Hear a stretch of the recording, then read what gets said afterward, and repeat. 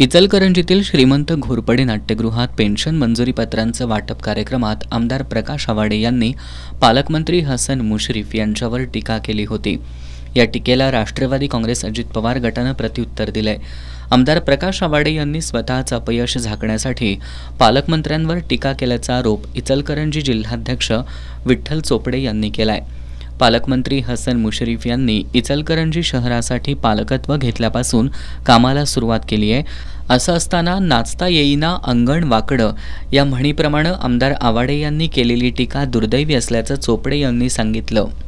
स्वतःचा अपयश झाकण्यासाठी कुणावर तरी आरोप करायचं अशा पद्धतीचं काम हे कालच्या त्यांच्या भाषणातून दिसून येत होतं।